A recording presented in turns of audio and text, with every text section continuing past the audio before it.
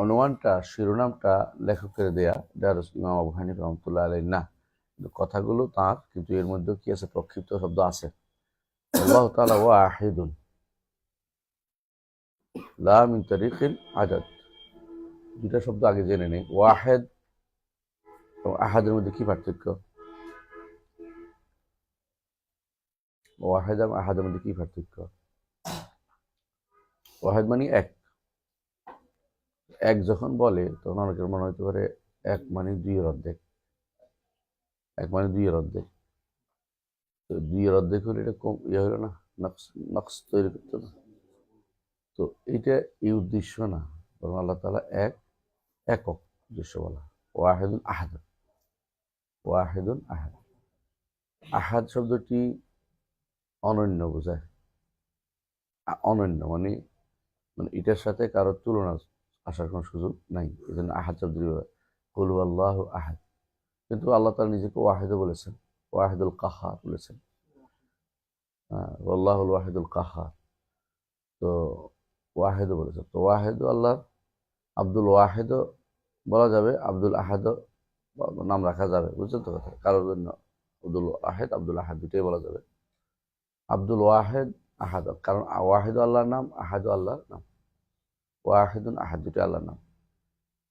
তো আহাদ ওয়াহিদের মধ্যে একদিক দিয়ে মিল আছে, দুটোই এক সংখ্যা বোঝায়। আর একদিক দিয়ে একটু বাড়তি আছে, আহাদ যেটা অনন্য বোঝায়। আর ওয়াহেদ বলতে অনেকের কাছে মনে হতে পারে দুইয়ের অর্ধেক, এটা উদ্দেশ্য নয়, বরং অর্ধেক নয়, তিনি একাই, আল্লাহ তাআলা একাই সর্বেসর্বা। এই জন্য আহাদ ও তিনি ওয়াহেদ, বুঝে আসছে? সংখ্যা হিসেবে যেন না বলে যে ওয়াহেদ হলে এক দুই, এভাবে বলা উদ্দেশ্য নয়। তার এককত্ব এবং তার অনন্যত্ব বোঝাবে, বুঝে আসছে? এটা বলছে। জি। من طريق أنه لا شريك له لم يلد ولم يولد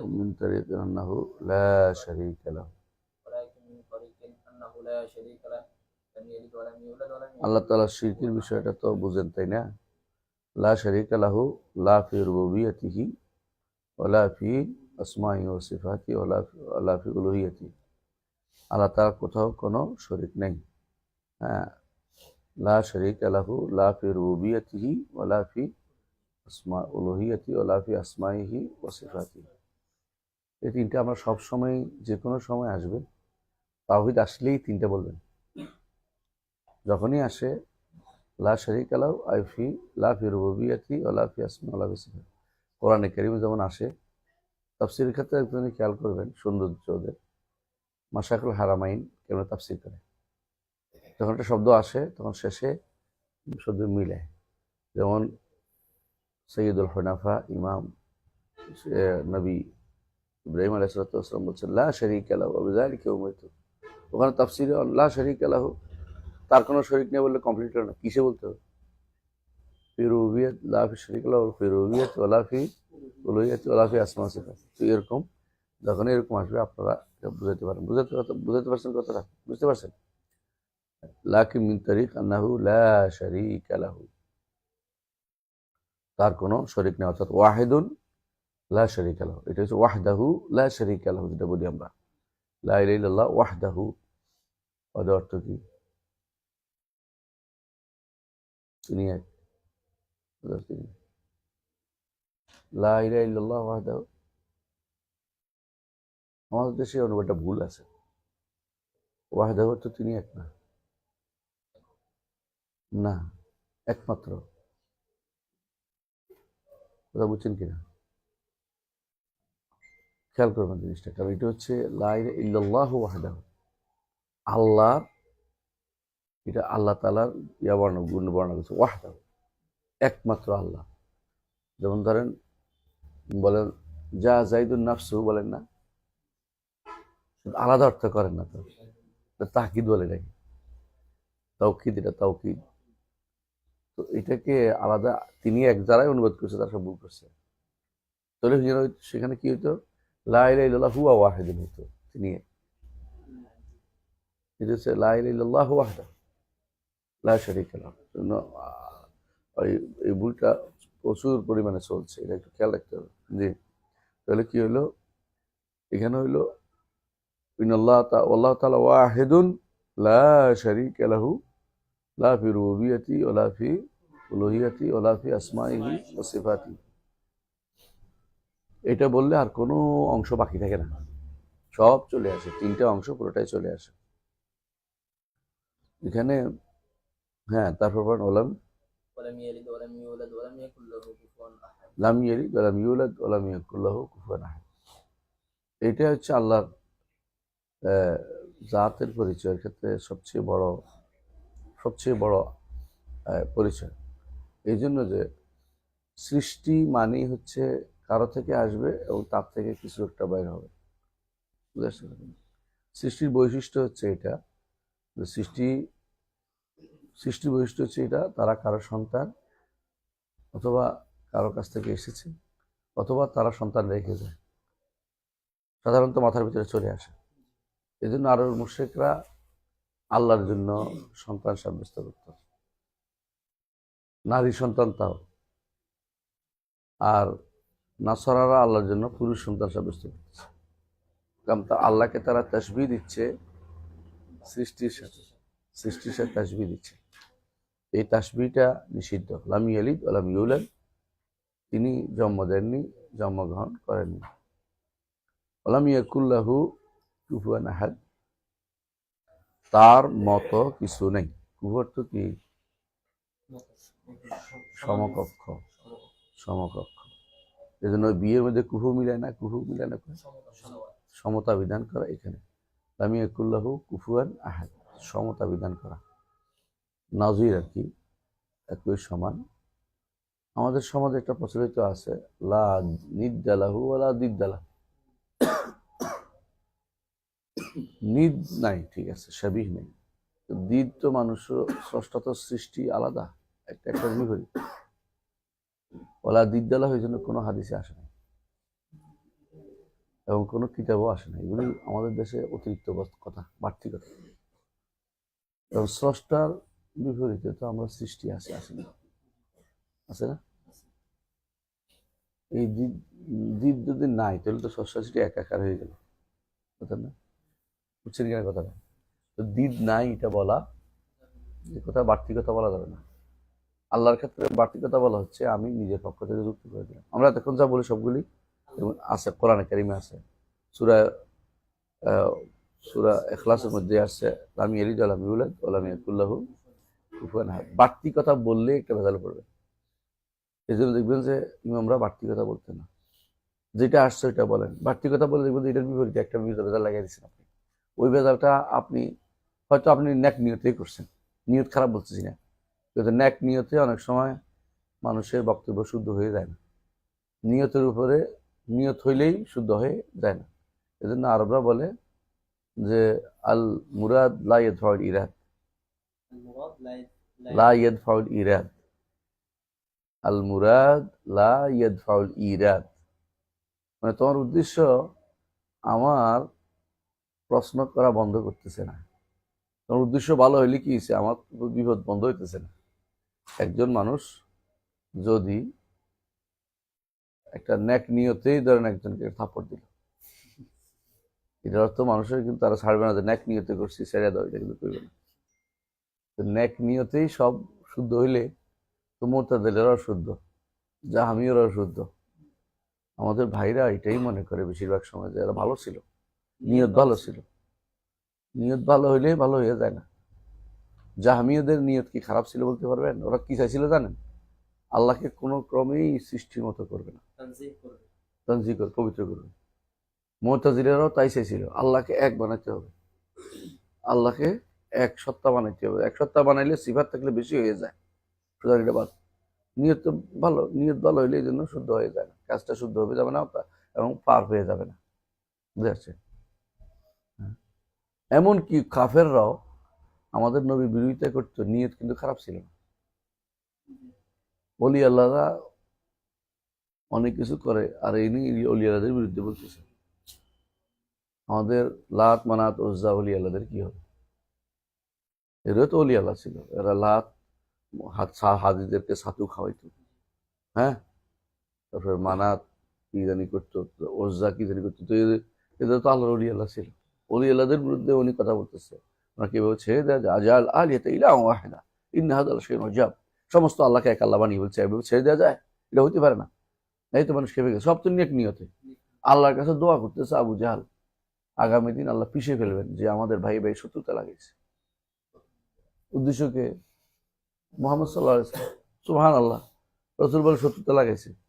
নেক নিয়তে সব পার পেয়ে যায় না, বুঝলেন না কথাটা? নেক নিয়তে পার না বলে গুনাহ হবে। এই সময় নেক নিয়ত মুখে বললে গুনাহ হবে, কারণ এই নিয়ত শুদ্ধ না, আপনার এটা নেক নিয়ত না। যদি আপনার কাছে নেক মনে হইতে পারে, নেক নিয়ত কিনে এটা আগে দেখতে হবে। আপনার এটা নিয়তটা নেক কিনা, শুদ্ধ কি সৎ কিনা, এটা পরীক্ষা করতে হবে। কি দিয়ে?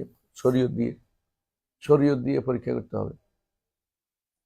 নেক নিয়তে যত কিছুই করা হোক ইসলামের জন্য সবই গ্রহণযোগ্য না, কথা বলছেন? খারেজিরা নেক নিয়তে বলছে জগতের মধ্যে সমস্যা লাগাচ্ছে এখন তিনজনে, এই তিনজন মেরে ফেললে জগৎ একেবারেই সুন্দরভাবে চলবে।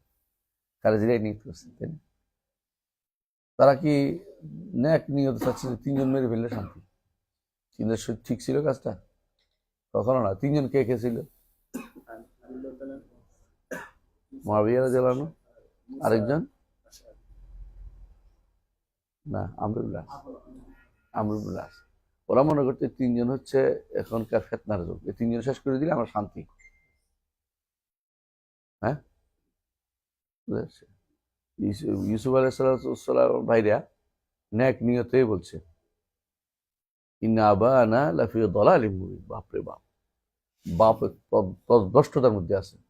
কি করতে হবে? উকতুলু ইউসুফ আও ইতরাহু আরদান ইয়াখলু লাকুম ওয়াজহু আবিকুম ওয়া তাকুনু মিন বাদি কওমান সালিহিন। কি সুন্দর কথা। হ্যাঁ, ইউসুফ বাপের অর্ধেক নিয়ে গেছে, এটা তো বেইনসাফ। আমরা কি করছি? আমরা আল্লাহর অসবা বিশাল, আমরা একটা দল, আমাদের প্রতি কোনো সব ইউসুফের কেবল দেখতেছে। হ্যাঁ, এটা কোন ধরনের কথা? আমরা ওরা মাইরে শেষ করবে, এরপর আমরা একদম ভালো হয়ে যাবো সবার কাছে। বাবা আমাদেরকে আর খারাপ বলবে, আমাদেরকে অন্য দৃষ্টি তাকাবে না, ভালো দৃষ্টি তাকাতে বাধ্য হবে। ছেলে নাই আর কি, নিয়ত একদম ভালো, পিওর নিয়ত, কোনো সমস্যা নেই, কিন্তু আল্লাহর কাছে গ্রহণযোগ্য নিয়ত নাই। বুঝে আসছে? আর যারা বিভিন্নভাবে কাজ করে যাচ্ছে দুনিয়াতে, বিভিন্ন অনেক কিছুই করে যায়, অনেক কিছু করছে না নেক নিয়তে। অনেকে আছে কষ্ট পাচ্ছে, কবরের কাছে শুয়ে রয়েছে, বসে রয়েছে, কবর জবে করতেছে, নিয়ত কিন্তু খারাপ নাই, হ্যাঁ নিয়ত ভালো, হের নিয়ত হের কাছে হের নিয়ত ভালো। যদি এটা আল্লাহর কাছে নিয়ত ভালো না, এর কাছে আমি খারাপ কিছু করতেছি না। বুঝে আসছে? ইল্লাল্লাহ ইল্লাল্লাহ জিকির যারা করতেছে, ইল্লাল্লাহ ইল্লাল্লাহ জিকির, নিয়ত কিন্তু খারাপ না, নিয়ত কিন্তু খারাপ বলতে পারবেন না। আমি জিকির করতেছি। বিদআত যারা করে বেশিরভাগই নিয়ত শুদ্ধ নিয়েই করে, সুতরাং নিয়তের কারণে কি হয় না, পার পাওয়ার কোনো সুযোগ নাই। বরং নিয়তটা শুদ্ধ হইতে হবে, আল্লাহ গ্রহণযোগ্য নিয়ত হইতে হবে, এবং আমলটাও শুদ্ধ হইতে হবে, দুইটা কাজই করতে হবে। বুঝতে পারছি? জি, নিয়ত আমল দুইটাই লাগবে, নিয়ত এবং আমল দুইটাই শুদ্ধ হওয়া লাগবে। জি, তাহলে দ্বিধা বলা যাবে না, দ্বিধা বলা যাবে না। আমি বলতে চাচ্ছি এটাই, দ্বিধা বলবেন না, কারণ দ্বিধা কোনো হাদিসে আসে নাই, কোরআনে আসে নাই। আপনি এটা বললে অর্থ, এটার ভিন্ন অর্থ দেয়। দিকদালা যদি এটা বলেন যে তার বিপরীতে কারো কোনো ক্ষমতা নেই, তাহলে ওইটাই বলেন যে বলা দরকার, তার অন্য কোনো ক্ষমতা নেই, এটা বলতে পারবেন। সেটা কোরআনে কারিমে আল্লাহ তাআলা বলছেন যেটা, সেটা বলেন, বাড়তি কথা বলতে পারবেন না। ওয়ালাম ইয়াকুল্লাহু কুফুয়ান আহাদ, সব বুঝাই দিচ্ছে, একটা যথেষ্ট। তারপর বলেন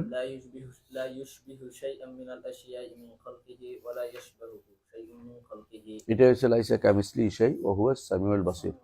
লাইসা কামিসলিহি শাই ওয়া হুয়াস সামিউল বাসীর, তার মতো কোনো কিছু নাই। এটা যেমন অর্থ, উল্টাটাও শুদ্ধ, কোনো কিছু তার মতো নাই। এই জন্য উনি দুইটা অর্থ করেছে।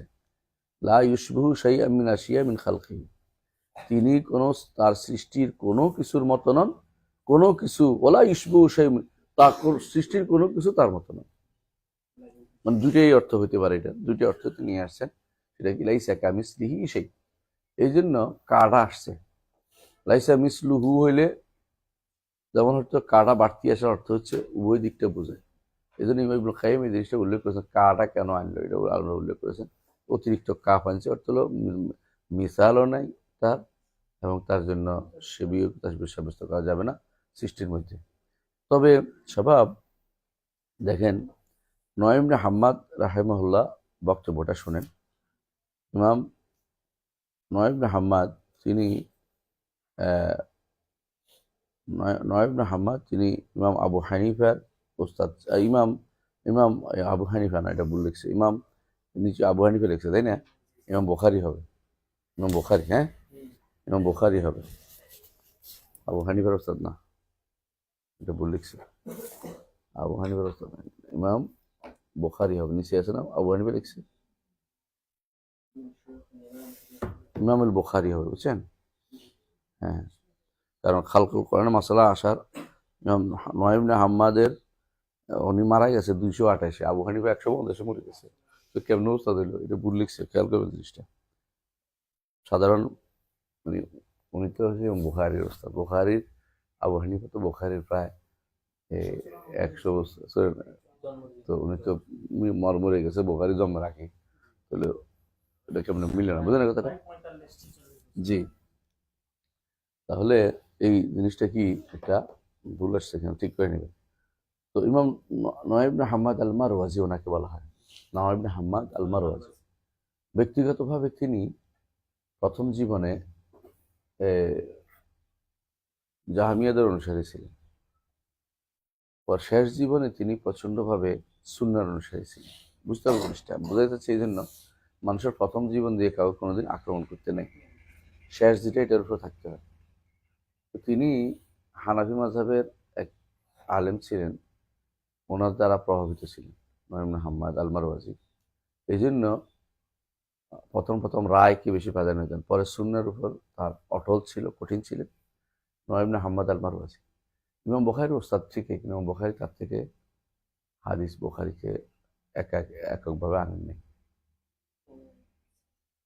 ওস্তাদ হলো তার থেকে ইমাম বুখারী, তার থেকে এককভাবে হাদিস আনেন নাই না, কারণ উনি ওই দুর্বলদের থেকে বেশি হাদিস আনতেন, মানে ওনার এই দিকটা বেশি আছে। উনি এমনি আলেম ইমাম, কোনো সন্দেহ নেই, কিন্তু ইমাম বুখারী রহমতুল্লাহ আলাইহি তার ব্যাপারে যেই মান চাচ্ছেন সেই মানে তিনি উত্তীর্ণ ছিলেন না। নয় ইবনে হাম্মাদ আল মারওয়াজি রহমতুল্লাহ আলাইহির একটা কিতাব আছে, হ্যাঁ ওইটাই বলতেছি, কিতাবুল ফিতান। ওনার কিতাবুল ফিতান এমন একটা কিতাব, নিজে একটা ফিতনা। এটা মানে দুঃখ করার বিষয় যে এই জন্য উনি মুহাদ্দিস হিসাবে তার দোষ নাই, লিখেছেন সনদ দিয়ে। তোমাদের দেখার দায়িত্ব রয়েছে, আমি সনদ দিয়ে লিখে যাচ্ছি, যে বর্ণিত হয়েছে সবই লিখে যাচ্ছি। কিন্তু ইমাম বুখারী কিতাবুল ফিতান নিয়ে আলেমরা অনেক কথা বলেছেন, আলেমরা এবারে অনেক কথা বলেছেন, এটাকে গ্রহণযোগ্য কেউ বলেননি। এই কিতাবুল ফিতানটা গ্রহণযোগ্য কিতাব না। এর কারণ হচ্ছে এটা বাদও উম্মতে মুসলিমও যথেষ্ট মনে করে। এটার মধ্যে তিনি প্রায় 2500 হাদিস নিয়ে আসছেন, হাদিস আসার 2500 হাদিস বাসার নিয়ে আসছেন, মাত্র 168টা হাদিস শুদ্ধ, বাকিগুলো সব হয় বানোয়ার নয় দুর্বল।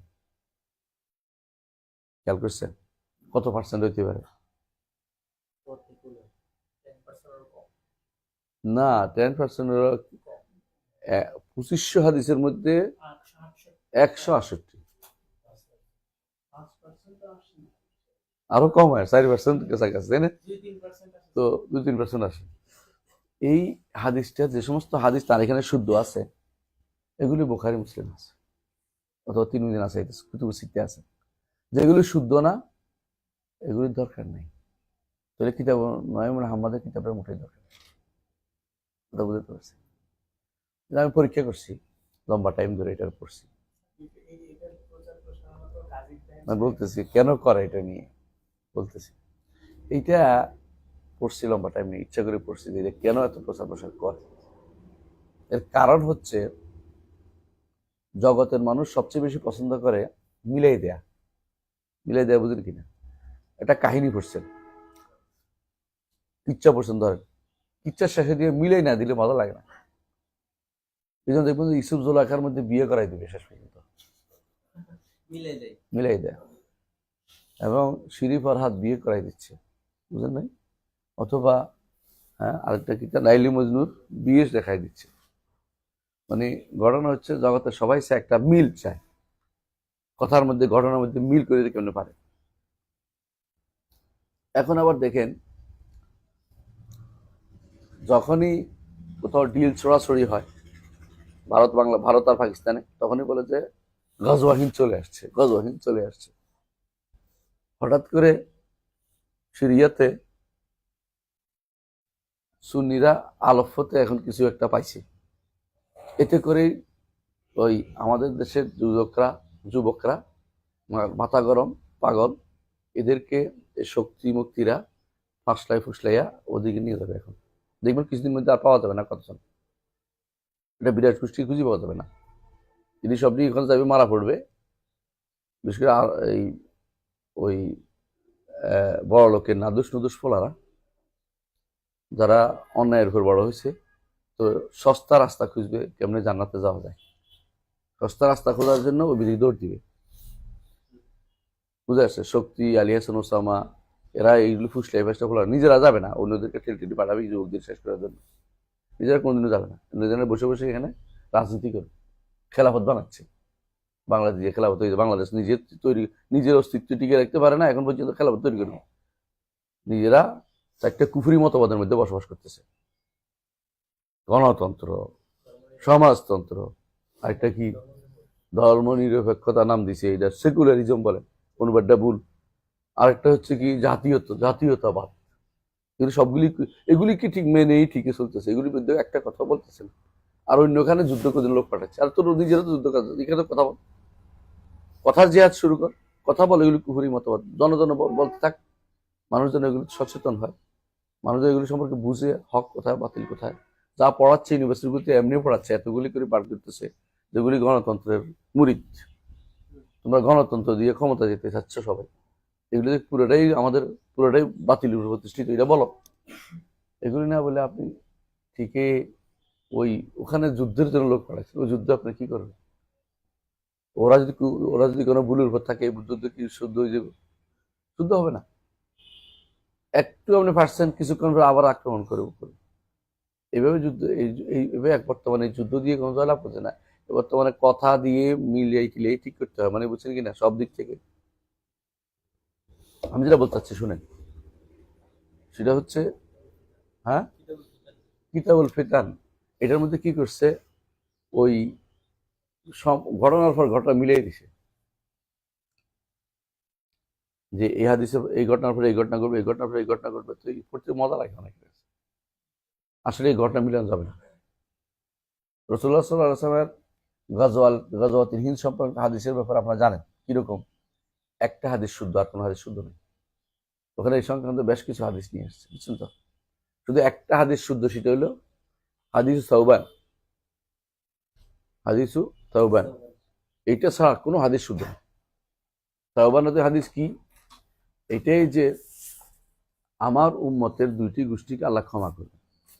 একটি গোষ্ঠী যারা ভারত আক্রমণ করবে, ভারত তাগজুল হিন্দ, আরেকটি গোষ্ঠী যারা ঈসার সাথে যুদ্ধ করবে, আলাইহিস সালাম।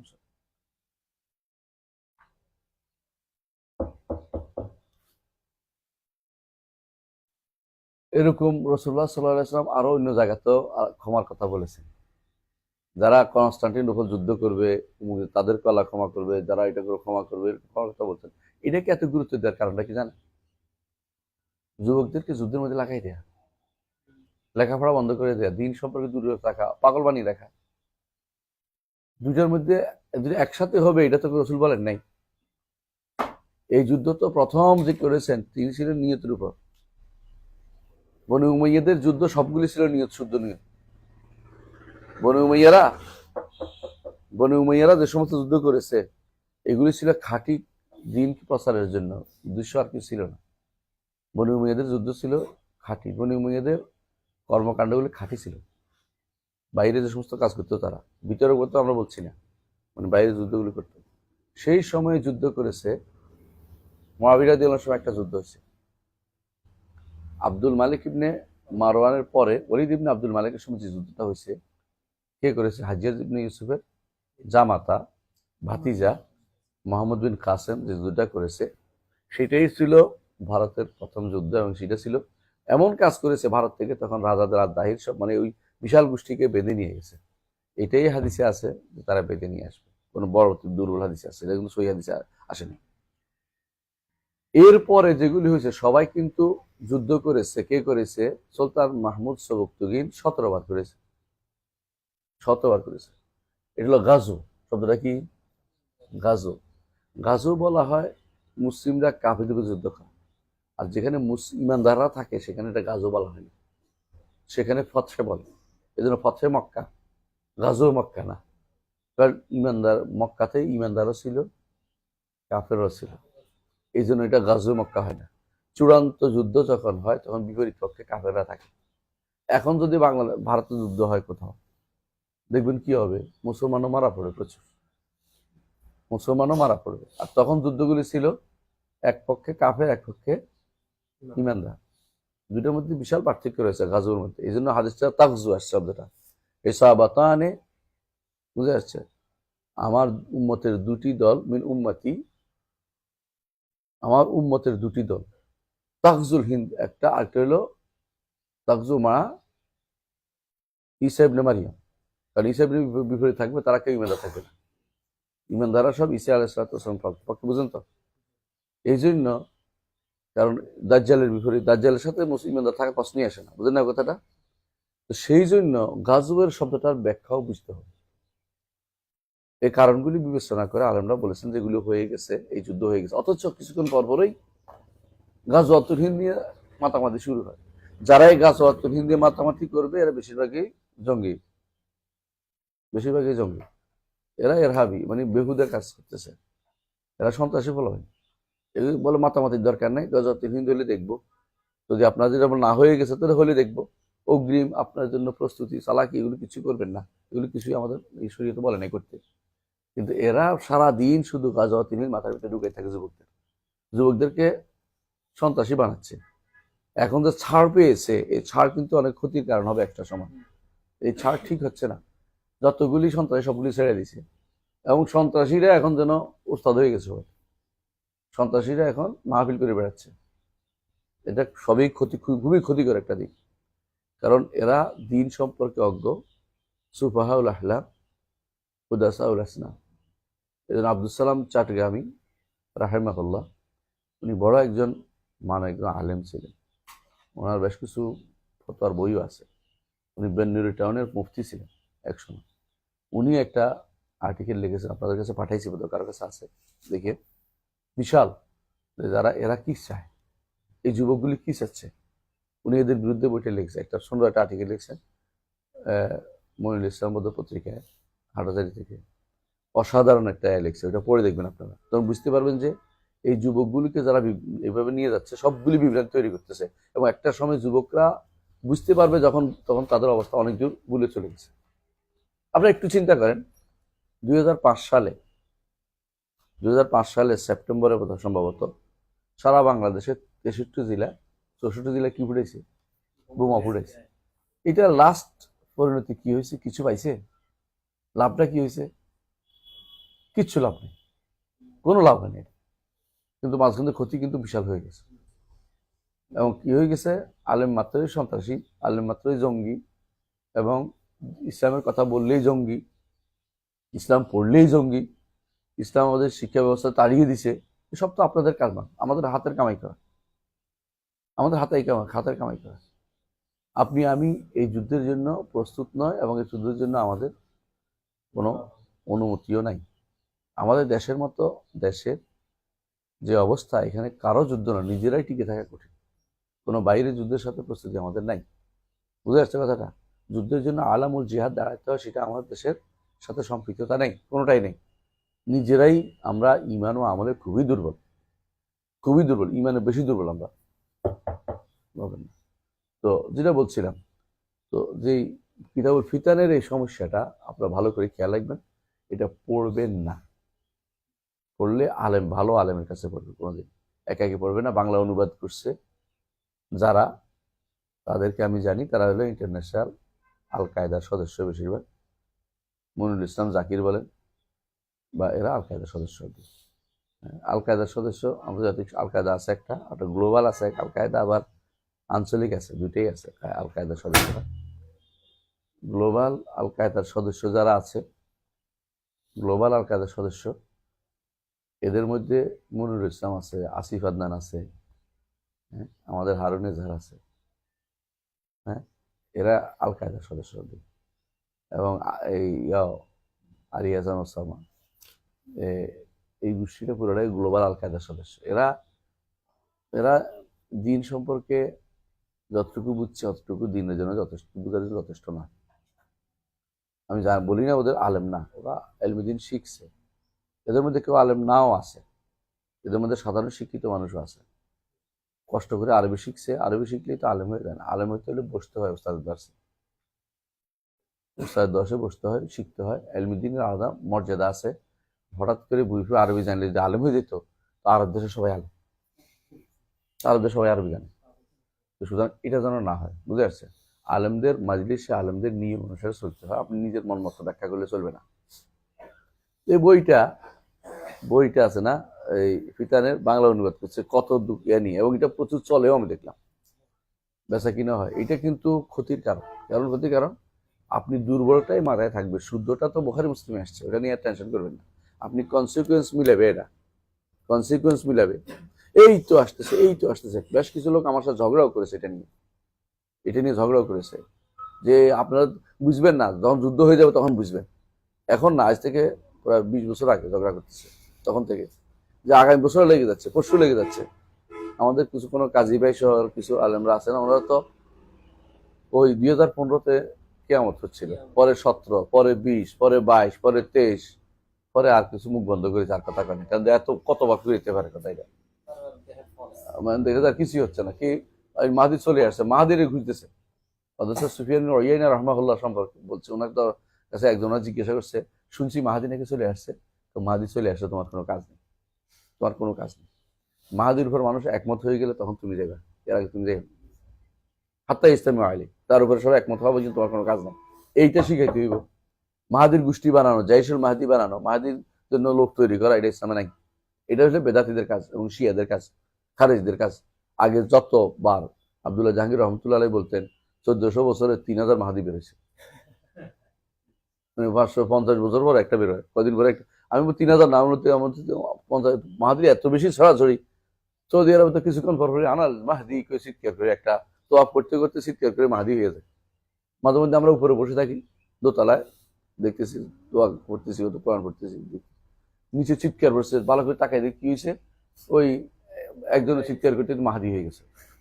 পুলিশের কারবার, কষ্ট করে পুলিশ ওদিকে উঠে আবার ধরে নিয়ে গেলে, কতক্ষণ পর আমার মাথা ঠিক ছিল না, তো মাথা যা হাজি মানুষ কাজ তো আটকে তো সারা দুনিয়া ধরবে, আটকে ছাড়িয়ে দেয়। কিন্তু এই পাগলে কতক্ষণ মাহাদি যদি টিকে যাইতো, কিন্তু আমি মাহাদি। এর আগেও জোহাইমান নিয়ে তারা মাহাদি নাটক করছে, এবং তখনকার দিনে অনেককেই তারা বিভ্রান্ত করেছে। মাহাদির নাটকের বিষয় নয়, মাহাদি যখন আসবে আলাদা ফলাত, মানুষ খুঁজে তাকে অনুসরণ করবে না, এরকম নয়, যে বরং সে এমন একটা সময় আসবে, এটা হাদিসে বলা হয়েছে, বিশুদ্ধ হাদিসে, যে একটা শাসকের পুত্রদের মধ্যে যুদ্ধ হবে। সেই যুদ্ধে শাসক মানে খলিফা হবে, খলিফার যুদ্ধ পুত্রদের মধ্যে যুদ্ধ হবে, কারো কাছে খেলাফত যাবে না। তখন এমন যুদ্ধ হবে যে মুসলিমরা একজন লোক খুঁজে থাকবে, তখন তার মধ্যে এখানে কোনোটাই এরকম কনসিকুয়েন্স তৈরি হয় না, অথচ এরা তৈরি করে বানাচ্ছে। কিছুক্ষণ পর পরেই বাচ্চা ফাহাদ মরে গেছে, এবার বোধহয় একটা যুদ্ধ হয়ে যাচ্ছে, আবদুল্লাহ মরে গেছে, যুদ্ধটা বোধহয় এখনই হবে, বুঝতে পারছে, অমুক মরে গেছে, এখন যুদ্ধটা হয়ে যাবে। এগুলি খুঁজতেছে, এগুলি খোঁজার কারণ না। আপনি যাই ওই মাহাদির দিকে তাকিয়ে থাকেন, আপনি কিভাবে হেদায়েতের কাজ করতে পারেন চিন্তা ভাবনা করেন। আপনি এক মুহূর্ত সময় নষ্ট না করে দিনের কাজে ব্যস্ত থাকেন, যখন মাহাদি আসবে তখন দেখা যাবে, এরা পর্যন্ত খুঁজবেন না কেউ। এই কিতাবুল ফিতান হচ্ছে আসলে একটা এই ফেতনার জায়গা। কেন ফেতনার জায়গা? হাদিসগুলি ফেতনা বলছি না, সই হাদিসগুলো তো ইমান আমলে বর্ধিত করে, কিন্তু দুর্বল এবং বানোয়াট হাদিসগুলো ফেতনার জায়গা। এর কোনোভাবেই এই কিতাবে ফিতান নিয়ে ব্যস্ত হবেন না, এটা প্রচার করবেন না। কারণ আপনারা দেখতে পাচ্ছেন যে এটা কত পার্সেন্ট, প্রায় মাত্র 168টা সহি, 168 ছাড়া সবগুলি বাতিল 1500-2500-এর মধ্যে। তাহলে আপনি বুঝতে পারছেন যে কত অংশ এটা বাতিল। সুতরাং এটা নিয়ে টেনশন করেন না, এটা উনি জমা করছে ফিতানের উপর। ইমাম আহমদ ইবনে হাম্বল এই জন্য বলছেন 3 জিনিসের মধ্যে অনেক বেশি বানোয়াট: ফিতান, তাফসির। তাফসিরের মধ্যে অনেক বানোয়াট বর্ণনা আছে, তাফসিরের ক্ষেত্রে অনেক বানোয়াট বর্ণনা আছে। এই জন্য বিশুদ্ধ তাফসির একত্র করলে অনেক কম হয়, অথচ অন্য তাফসির দিয়ে ভরাই ফেলছে। এমনকি দেখেন শানে নুজুল, দেখবেন যে শানে নুজুলের শেষ নাই। অমুক এই আয়াতে শান নজুল, এই আয়াতে শান নজুল, ভালো করে তাহকিক করে দেখেন তো এটা মিলে না। লোবাবুন নকুল ফি আসবাবিন নজুল সুয়ুতি লিখছে, কি খুশি এক একজন। কিন্তু বিশ্বাস করেন এখানে যে সমস্ত বর্ণনা আসছে তার মানে 90% ভুল, 90% ভুল আসবাবুন নজুলের মধ্যে। আসবাবুন নজুল আমি কষ্ট করে ইয়া করছি, সার্চ বুঝেনি, সার্চ মানে একবারে একটু যাচাই বাছাই করে আমার তাফসিরের মধ্যে যা আছে সবগুলো নিয়ে আসছি। মানে এর বাইরে যদি খোঁজেন এগুলো এখানে অধিকাংশ ভুল পাবেন। কারণ অজাব লেখা হয়েছে, অবাব লেখা হয়েছে, তারপরে ইস্তিহাব লেখা হয়েছে, মানে আসবাবের উপরে প্রচুর গ্রন্থ লেখা হয়েছে। এরা কি করছে, একটা একটা সনদ বেরাসা করছে, স্টাডি করে দেখছে যে বেশিরভাগের সনদ শুদ্ধ না। কারণ ধরুন ওয়াহিদি লিখছে একটা, ওয়াহিদি নিজেই ছিলেন বিতর্কিত মানুষ, বুঝছেন তো। এই জন্য আমরা এতে উপকৃত হব, কোনটা শুদ্ধটা নিব, অশুদ্ধটা নিব না। কিন্তু আমরা যেগুলো যদি কোনো শুদ্ধটার সাথে সম্পৃক্ত করে ফেলি, আসবাবুন নুজুল জানার দরকার আছে হাদিস ইয়ার জন্য, অর্থাৎ কোরআন বোঝার জন্য, কিন্তু আসবাবুন নুজুল এটা শুদ্ধ কিনা এটাও জানার দরকার আছে। বুঝে আসছে? শুদ্ধ হতেই হবে আপনাকে। শুদ্ধ যেটা থাকে বুখারী আনছে, কিতাবুত তাফসীর বুখারী আনছে,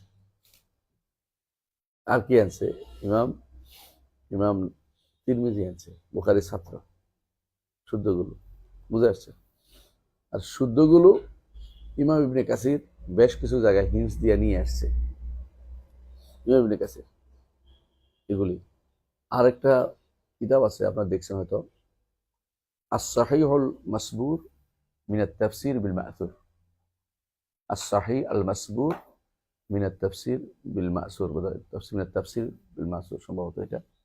আস-সাহিহ আল মাসবুর, আস-সাহিহ আল মাসবুর সিন দিয়া, প্রথমটা সাদ, আস-সাহিহ আল মাসবুর সিন দিয়া, মিন আত-তাফসীর আল মা'থুর। বইটা 4 খণ্ডে, তাফসীর সহ, ইয়াক সহ, শাহ নজুল সহ, আসবাবুন নজুল সহ, খুব ভালো। এই বইটা আমি আগাগোড়া যত ভালো কিছু আছে আমার তাফসীরে নিয়ে চলে আসছি। আপনাদের জন্য বিশাল ইয়া কমাই দিছি, বিশাল রাস্তা কমাই দিছি। আপনি যদি আমার তাফসীরে কোনো শাহ নজুল না পান তো সন্দেহ করবেন একটু কষ্ট করে। আমি বলি না যে আমি সব নিয়ে আনতে পারছি, আল্লাহ কামাল লিল্লাহ, কিন্তু চেষ্টা করেছি। কারণ এটা আমি আগে আসবাবুন নজুলগুলি ঢুকাইছি, তারপর অন্য কথা বলছি। কারণ আসবাবুন নজুল দরকার, আয়াত বোঝার জন্য দরকার আছে। কিন্তু আপনি তাই বলে আপনি সব কথা আসবাবুন নজুল আছে, আসবাবুন নজুল বানাই ফেলবেন, এটা কিন্তু ঠিক না। বুঝতে পারছে?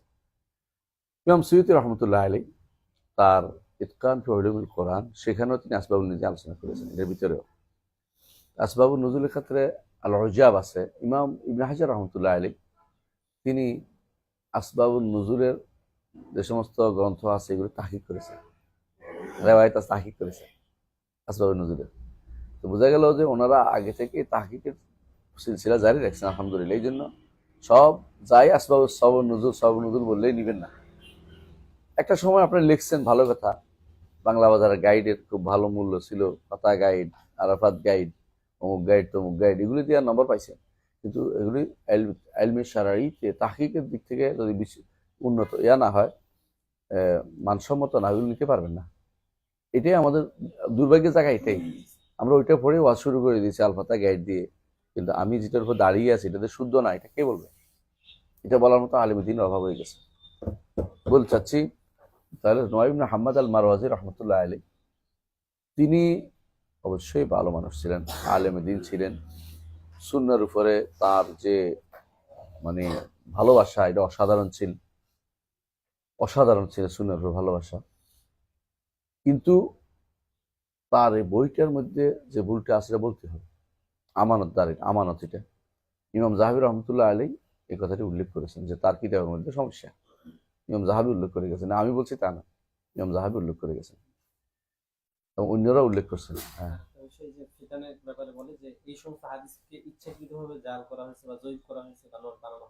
আল্লাহ কয় কি, কে কারে জাল বানাবে, কি জন্য জাল বানাবে আমাকে বলেন তো?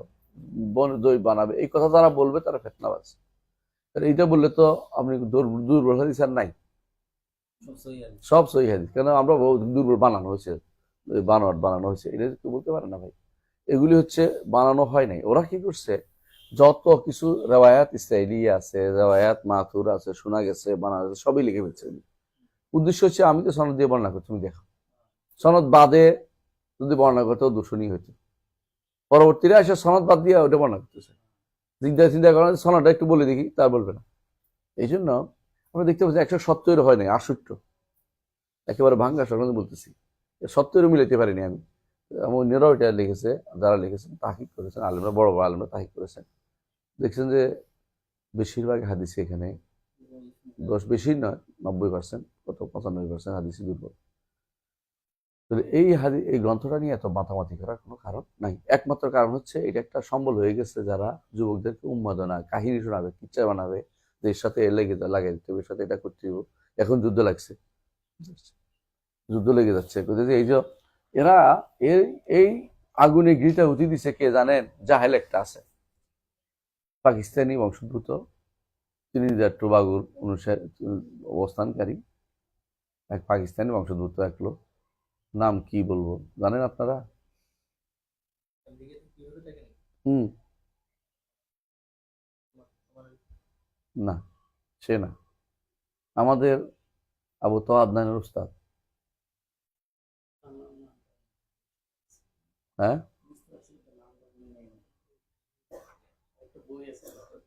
একটা না, অনেকগুলো বই আছে। ওদের কাম হইলো এটি লেখা, ওর কোনো কাম নাই এটা ছাড়া। এরা তাওহীদের দাওয়াতকে এত ঘৃণা করে, তাওহীদ দাওয়াতকে এত ঘৃণা করে বলার বাইরে। বুঝে আসছে? এ অর্থনীতি নিয়ে পাগল হয়ে গেছে, অর্থনীতি এটা করবে, এটা এইটা ওইটা। ওরা আবার হ্যাঁ, এরা আবার ওই সোভিয়েত ইউনিয়নের প্রধান কি নাম ওর? হ্যাঁ, পুতিন, ভ্লাদিমির পুতিন। ভ্লাদিমির পুতিনকে মনে করে যে ওই যে একটা যুদ্ধ হবে বলছে রাসূলুল্লাহ সাল্লাল্লাহু আলাইহি ওয়াসাল্লাম, যে খ্রিস্টানরা 2 ভাগে ভাগ হবে, 1 ভাগ মুসলমানদের সাথে থাকবে। এরা এখন মনে করে রাখছে যে ভ্লাদিমির পুতিন হচ্ছে ওই ব্যক্তি, আমাদের দলের লোক। অথচ ভালো করে জানেন আপনারা যে বর্তমান বিশ্বের সবচেয়ে বেশি মুসলমানদের বিরোধী হচ্ছে কারা? অর্থোডক্স খ্রিস্টানরা। আর ভ্লাদিমির পুতিন হচ্ছে অর্থোডক্স খ্রিস্টান। অর্থোডক্স খ্রিস্টানরা কেন বিরোধী? অর্থোডক্স খ্রিস্টানরা 3 ভাগে বিভক্ত: ক্যাথলিক, প্রোটেস্ট্যান্ট এবং অর্থোডক্স। অর্থোডক্সটা বলতে পারেন অনেকটা যারা বলে যে আমাদের বই সেরা, আমরাই সেরা, মানে এরা কোনো কিছু মানতে শুনতে চায় না। হ্যাঁ, ঘোড়া যাদেরকে বলে, এটা বুঝছেন? এরা কোনো ওই নিয়ম নীতি কিছু মানতে চায়, নিজের যেটা আছে এটাকে মনে করে। তো ওই অর্থোডক্স খ্রিস্টান হচ্ছে রাশিয়ানরা, আর কারা? সার্বিয়ানরা, মন্টিনিগ্রো, জাবাল আসাদ যাদেরকে বলে মন্টিনিগ্রো, ওরা। অর্থোডক্স খ্রিস্টান হচ্ছে এই মিশরের জাকি সেনুদার অনুসারীরা। অর্থোডক্স খ্রিস্টানরা সবচেয়ে বেশি ভয়াবহ। অথচ এরা এই লোকে, যে ওর উস্তাদ আবু তো আদনান উস্তাদরা মনে করতেছে যে রাশিয়া ওদের জন্য ত্রাণকর্তা হইয়াই, এই জন্য তারা সেখানে যা করছে। রাশিয়াতে তারা মুসলিম দেশ পায়নি, রাশিয়াতে যাইয়া মুতামর আহলুস সুন্নাহ করছে, বুঝছেন? পুটিনের বরকত নিয়ে শুরু করছে। সেখানে আহলুস সুন্নাহ বলতে বোঝাচ্ছে নিজেরা আশারী ও মাতুরী একমত হচ্ছে ওখানে, যে কোনো মূল্যে সালাফিদের প্রতিহত করতে হবে। এবং তাদের সেই যুদ্ধ, এটা হয়েছে কে? তাদের সেটা লিডার হয়েছে ভ্লাদিমির পুতিন।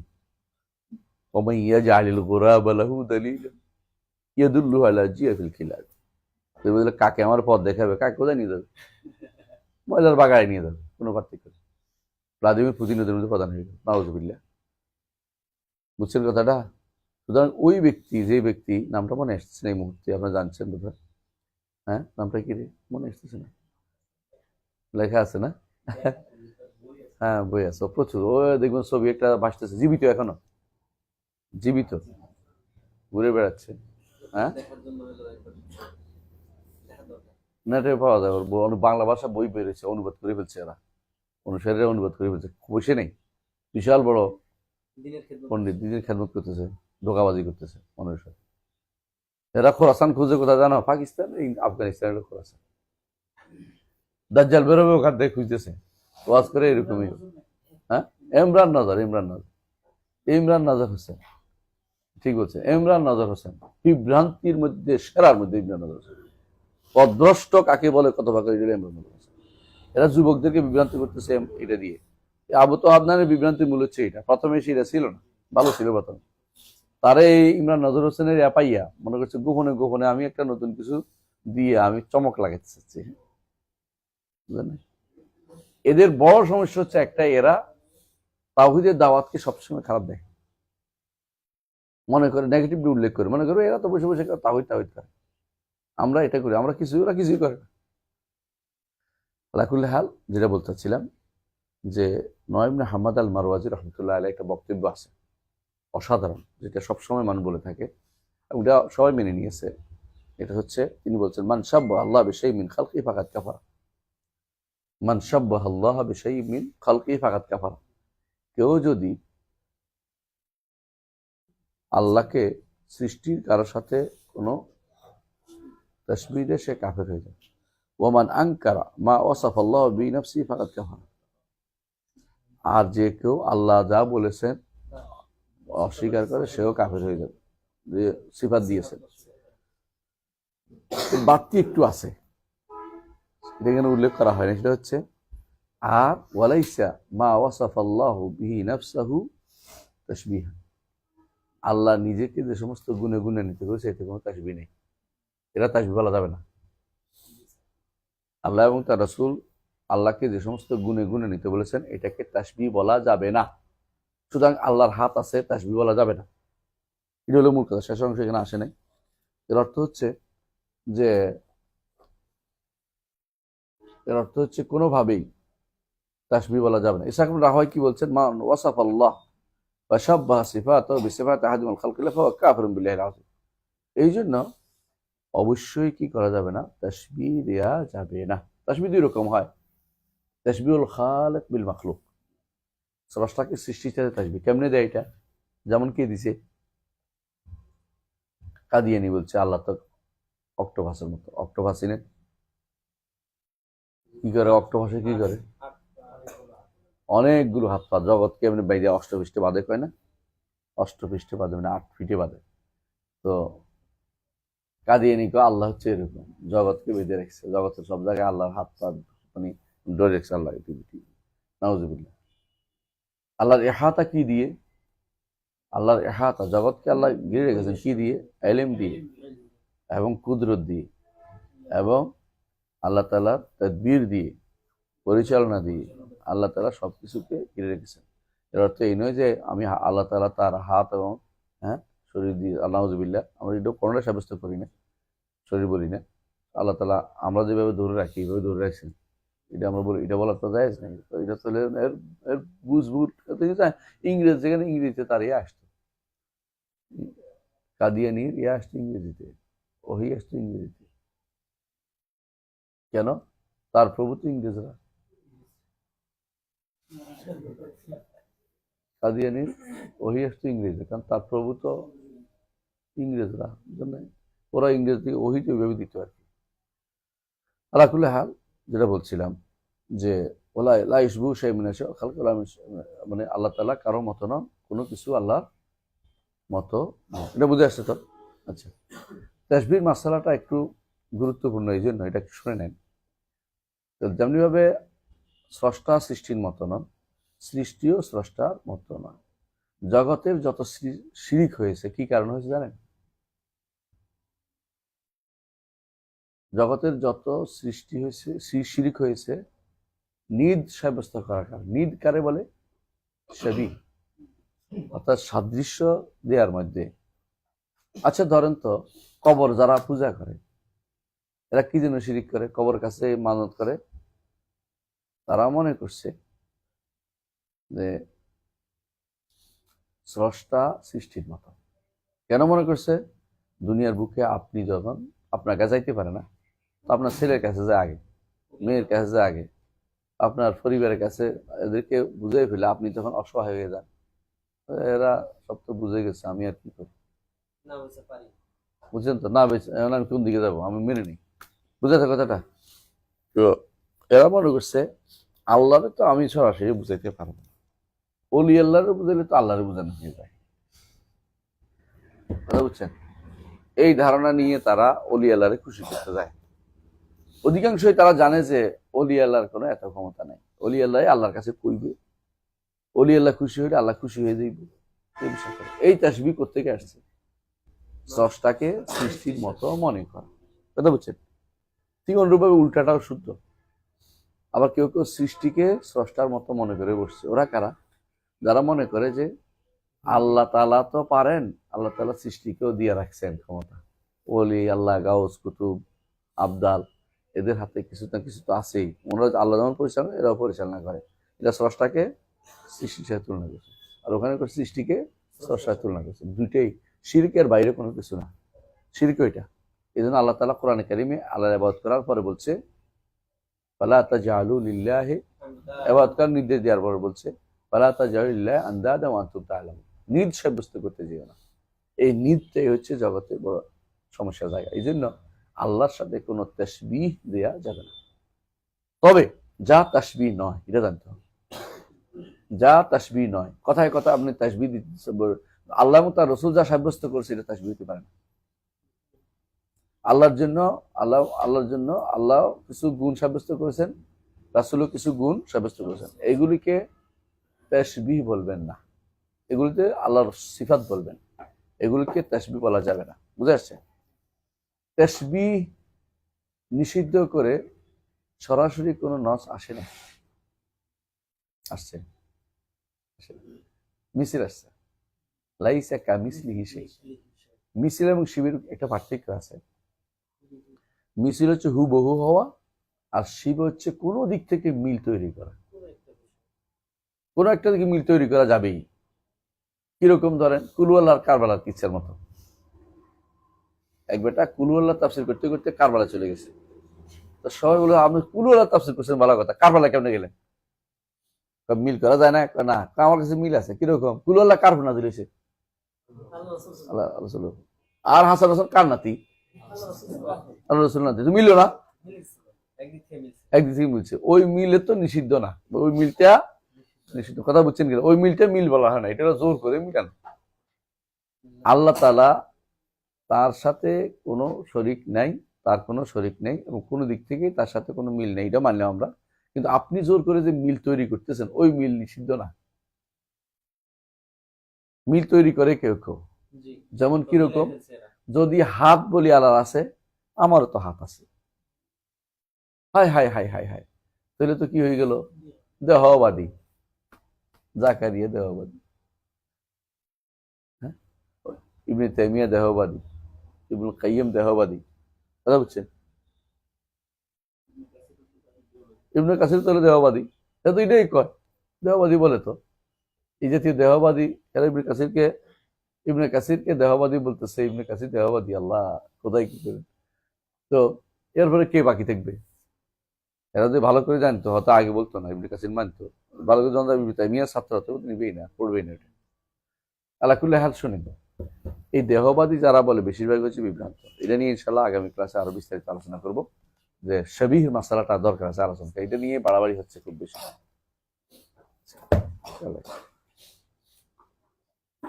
সুবহানাকাল্লাহু ওয়া বিহামদিকা আশহাদু আল্লা ইলাহা ইল্লা আনতা আস্তাগফিরুকা ওয়া আতুবু ইলাইক। আজকের মতো এখানে থাকো, আমরা ক্লাসে যাবো ইনশাআল্লাহ।